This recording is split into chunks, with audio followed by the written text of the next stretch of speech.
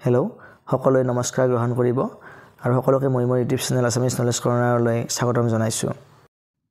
আপোনালোক সকলোৱে নিশ্চয় জানে যে প্ৰতি 10 বছৰৰ মূৰে মূৰে চৰকাৰী কৰ্মচাৰীসকলৰ কাৰণে এখন নতুনকৈ পে কমিশ্যন গঠন কৰা হয়, যাতে সেই পে কমিশ্যনখনৰ জৰিয়তে চৰকাৰী কৰ্মচাৰীসকলৰ দৰমহাৰ যিটো গাঁথনি সেইটো বৃদ্ধি কৰি বজাৰৰ যিটো মূল্য বৃদ্ধি তাৰ লগত ফেৰ মাৰিব পৰাকৈ কৰ্মচাৰীসকলক যাতে সকাহ দিব পৰা যায়, তাৰ কাৰণে এই পে কমিশ্যনখন গঠন কৰা হয়। কিন্তু এতিয়া আমাৰ 2026 চনৰ 1 জানুৱাৰীৰ পৰা আমাৰ অষ্টম পে কমিশ্যনখন কাৰ্যকৰী হ'ব লাগিছিল, কিন্তু এতিয়ালৈকে সেই অষ্টম পে কমিশ্যন বা দৰমহা আয়োগখন গঠনে কৰা নাই। আৰু সেই লৈ আমাৰ কৰ্মচাৰীসকলে যথেষ্টখিনি উদ্বিগ্নতা প্ৰকাশ কৰি আছে আৰু চৰকাৰলৈ বাৰে বাৰে পত্ৰযোগে বা প্ৰশ্ন উত্থাপনৰ জৰিয়তে হ'লেও তেওঁলোকক কথাটো অৱগত কৰাই আছে। কিন্তু চৰকাৰে এতিয়ালৈকে কোনো ধৰণৰ কাণসাৰ দিয়া দেখা যোৱা নাই বা গুৰুত্ব দিয়া নাই। আৰু এই লৈ আমাৰ যোৱা 9 তাৰিখে কি হৈছিল, শ্ৰী জয়প্ৰকাশ, শ্ৰী আনন্দ ভদৰীয়া আৰু শ্ৰী ভি ভৈথিলিংগমে কুৱেশ্যন কৰিছিল আমাৰ এই বিষয়টো লৈ যে অষ্টম পে কমিশ্যন কেতিয়া গঠন কৰা হ'ব। আৰু তেওঁলোকে কৰা কুৱেশ্যনখিনি এনেকুৱা ধৰণৰ, মই মোবাইলৰ স্ক্ৰীনত দেখুৱাই দিছোঁ আপোনালোকক। ইয়াতে পইণ্ট নম্বৰ 8 কোৱা হৈছে যে সপ্তম দৰমহা আয়োগখনৰ যেতিয়া আহিছিল তেতিয়া সেই দৰমহা আয়োগখন কাৰ্যকৰী হোৱাৰ ভালেকেইদিন আগতে, অৰ্থাৎ 2013 চনৰ ফেব্ৰুৱাৰী মাহতে কি কৰা হৈছিল, দৰমহা আয়োগখনৰ যিখন কমিটি সেইখন গঠন কৰা হৈছিল। অৱশ্যে ইয়াতে ডাটাটো ভুল হৈ আছে অলপমান, আৰু সেইটো বিষয়ে তলত যেতিয়া উত্তৰটো দিব তেওঁলোকে তাত কাৰেকশ্যন কৰি দিছে। আৰু যিয়ে নহওক মুঠতে কথাটো কৈছে।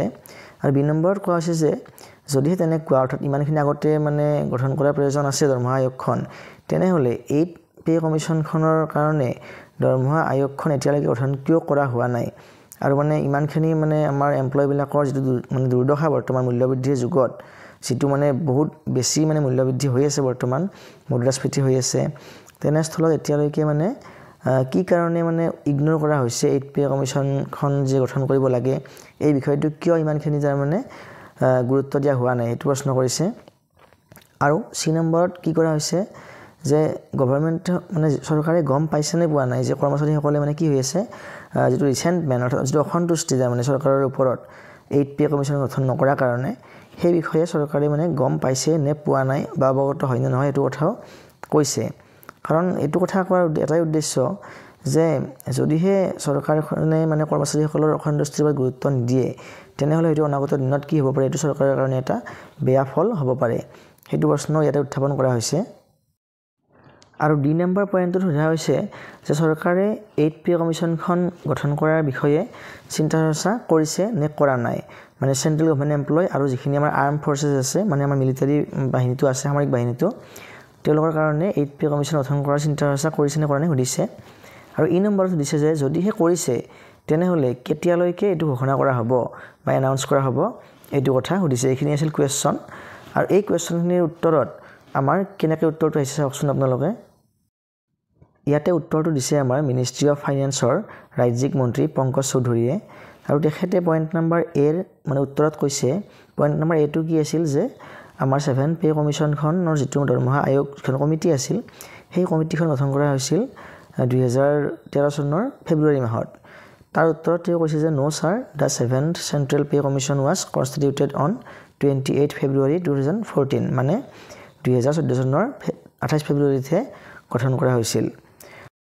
বিৰ পৰা ডিলৈকে যিখিনি কুৱেশ্যন কৰা হৈছিল, তাৰ উত্তৰত পংকজ চৌধুৰীয়ে কৈছে যে no such proposal is under consideration with the government for constitution of 8 central pay commission for the central government employees at present. বৰ্তমান সময়ত আমাৰ কেন্দ্ৰীয় চৰকাৰৰ কৰ্মচাৰীসকলৰ কাৰণে অষ্টম দৰমহা আয়োগ গঠনৰ কোনো ধৰণৰ চিন্তা চৰ্চা চৰকাৰে কৰা নাই।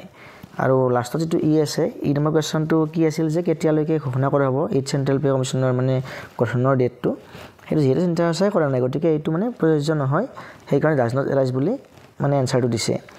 গতিকে এইখিনিয়ে আছিলে আজি ভিডিঅ'টো। আশা কৰোঁ আপোনালোকে ভিডিঅ'টো চাই পেলাই কথাখিনি বুজি পাইছে, বৰ্তমান চৰকাৰৰ স্থিতিটো কেনেকুৱা হৈ আছে 8 পে কমিশ্যন সন্দৰ্ভত। গতিকে এইখিনিয়ে ক'ব লগা আছিল। আৰু আপোনালোকৰ নিজৰ মতামত জনাব পাৰে, নিশ্চয় কমেণ্ট কৰি জনাব আপোনালোকে এই সন্দৰ্ভত কি বুলি ভাবে, বা কেতিয়ালৈকে 8 পে কমিশ্যন গঠন কৰা হ'ব বুলি ভাবে আপোনালোকে, নিশ্চয় কমেণ্ট কৰি জনাব। যদি ভিডিঅ'টো চাই আপোনালোকে ইনফৰ্মেটিভ পাইছে তেনেহ'লে লাইক কৰিব, আৰু এনেকুৱা ধৰণৰ তথ্যমূলক ভিডিঅ' পাই থাকিবলৈ আপোনালোকে চেনেলটো ছাবস্ক্ৰাইব কৰি ল'ব পাৰে। ধন্যবাদ।